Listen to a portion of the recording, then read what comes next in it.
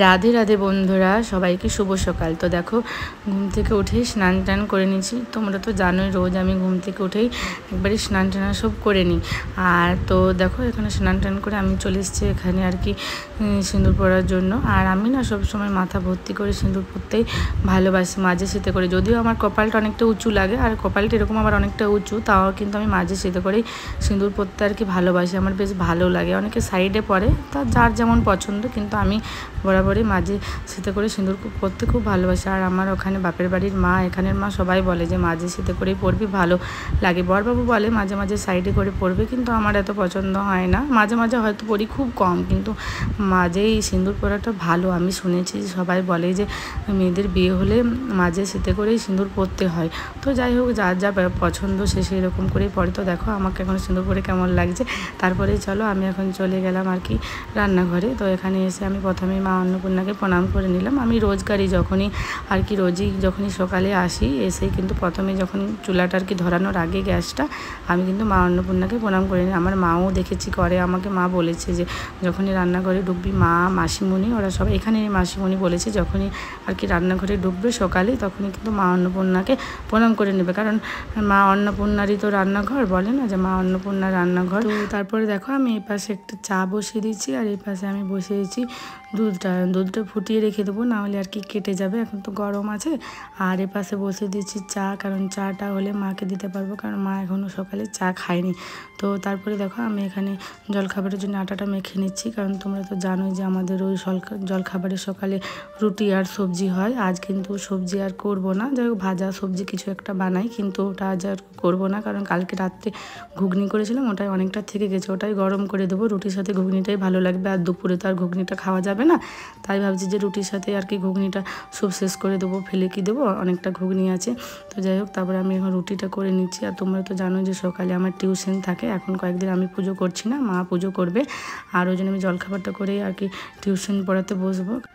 আর সকালে বরাবরই আমার সেরকম কোনো কাজ থাকে না, কারণ সকালের কাজগুলো বেশিরভাগ মাই করে, আমি খুব একটা করি না। আমি শুধু উঠে আর কি জলখাবারটা বানাই, আর পুজোটা করলে পুজোটা করি, নাহলে টিউশন পড়াতে বসি। জানোই তো যে আমার 8টা থেকে টিউশন থাকে।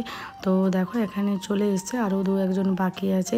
ওরা জানো তো কিন্তু খুব খুশি হয় আমি যখন ভিডিও করি না, ওরা কিন্তু তাকাই, যে ওরাও কিন্তু বলে ম্যাম আমাদেরকে যেন ভিডিওতে দেখায়। আমি বলছি ঠিক আছে, তো ওদেরকেও দেখাবে। ওরাও কিন্তু যেদিন আমি বসে থাকি, আমার স্টুডেন্টরাও কিন্তু আমার ভিডিও করে দেয়। তো যাই হোক, তারপরে দেখো আমার টিউশনি পড়ানো কমপ্লিট। ওদেরকে আমি ছুটি দিয়ে দিয়েছি 9:30টার মধ্যে, কারণ ওদের তো আবার স্কুলে যাবে ওরা। তো তারপরে দেখো, আমি সেখানে ভাতটা বসিয়ে দিলাম। আর তার মধ্যে আমি এখন সবজিগুলো কেটে নেব, কারণ মায়ের এখনও পুজো হয়নি, পুজো না হলে তো জলখাবার খেতে পারবো না। তো যাই হোক, তারপরে দেখো এখানে আমি বসে গেছি সবজিগুলো কাটতে। আজকে করব পটল ভাজা, আর ওই যে পাট শাক একটু আলু দিয়ে ভাজবো, আর ডাল আর পোস্ত। এখন তো শ্রাবণ মাস, নিরামিষ। এরকম আমাদের বাড়িতে বেশিরভাগ সময় নিরামিষই হয়, কারণ ভাই মঙ্গলবার, বৃহস্পতিবার, শনিবার এগুলো খায় না, সোমবার 4 দিন। আর মা তো মাংসটা সেরকমভাবে মাংস খায় না আর কি।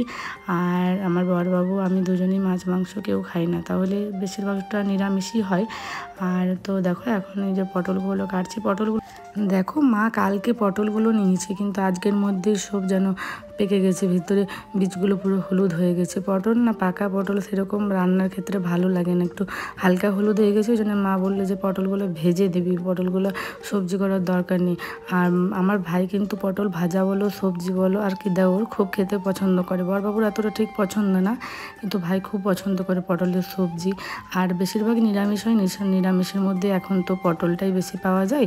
আর পনির দিয়ে হলে পটল পনির হয়, কিন্তু ভাই আবার পনির খায় না, পটলগুলো বেছে বেছে ওকে দিতে হয়। তো তারপর দেখো, কারণ তো আমার সবজি কাটা সব কমপ্লিট। তারপর আমি এখন উপরে দেখতেলাম যে মায়ের পুজো কতটা দেরি আছে।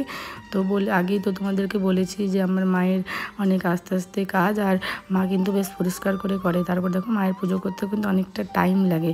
তো মা এখন পুজো করছে, মায়ের এখনও মিনিমাম তোমার 15-20 মিনিট দেরি লাগবে।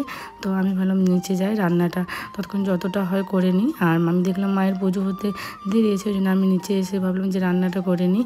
তো আমি দেখো এখন পোস্তটা করে নিলাম, পোস্ত হয়ে গেছে। আর এই পাশে আমি চাপিয়ে দিয়েছি পটল ভাজা। মা আসার আগে আর কি আমার মনে হয় সব হয়ে যাবে। আজকে আমাদের খাবার আগেই আর কি রান্নাবান্না হয়ে যাবে মোটামুটি কমপ্লিট। আর বাকি যা থাকবে সেগুলো আজ আবার কি একটা রান্না মা করবে বলেছে কচু দিয়ে, কিন্তু মা ওটা করবে। আমি যা বাকি যা ছিল ডাল, পোস্ত, ভাজা এগুলো আমি সব আর কি করে নেবো। আর এপাশে দেখো বললাম যে পটল ভাজা চাপিয়েছি, তো চাপিয়েছি হয়তো একটু আর কি হয়ে গেল, কারণ আমি ওইদিকে ঢাকা দিয়ে দিয়েছিলাম আর পোস্তটা নামাচ্ছিলাম। তারপরে ওই এক পিঠটা ভাজা হয়ে গেছে, আরেক পিঠে উল্টে দেবো আর কি। আর মা কিন্তু পুজো করে এসে আমাকে বলবে যে তুই দুটো গ্যাসে রান্না করার কি দরকার, একটু আস্তে আস্তে হতো, দেরি করে করতে পারতিস, এত দেরি হয়নি। কিন্তু আমার না মনে যে তাড়াতাড়ি করে নিলেই কিন্তু ভালো, করে বসে থাকবো রান্না করে মা আমি একসাথে গল্প করবো, তারপরে ভিডিও এডিটের কাজ থাকে সেগুলো করবো, একটু টিভি দেখবো, অনেক দুপুর অবধি যদি রান্নাই করবো তাহলে বসবো কখন। তো যাই হোক, তারপরে দেখো আমার পটল ভাজাও কমপ্লিট, আমার যা যা রান্না ছিল সব করে নিয়েছি। তারপরে মা এখানে দেখো এসছে আর কি কচুটা রান্না করার জন্য। বললামই তো মা কচু দিয়ে কী করবে, ওটাই মা করছিল। আর আমি দেখো এখন উপরে চলে এলাম, তার মাঝে মা আমি কিন্তু জলখাবারও খেয়ে নিয়েছি। তারপর নিচে যা যা আজকে ধোয়া পড়েছিল মায়ে ওগুলো সব করবে। আমি বললাম যে মা আমি উপরে যাব, আলমারিটা একটু গুছিয়ে নেবো, যে জামা কাপড়গুলো আছে সেগুলো রাখবো। মাই কয়েকদিন ধরে বলছিল, আমি আবার আজকে মাকে বললাম, মা বলছে ঠিক আছে যা, আমি যা সব রান্নার বাসনপত্র ধোয়া পোছার আছে সেগুলো আমি সব করে নেবো। আর এই ব্যাগটা নিয়ে আমি গিয়েছিলাম একটু বাইরে, তো ওইটার মধ্যে কিছুটা আর কি খুচরা টাকা ছিল, তো সেগুলো আর পার্সের মধ্যে রাখি না, ওই ব্যাগের মধ্যে ফেলে দিয়েছিলাম। তো ওই ব্যাগ থেকে আর কি ব্যাগটা রাখলাম যখন আলমারিতে, তখন আর কি টাকাগুলো সব বার করে নিলাম।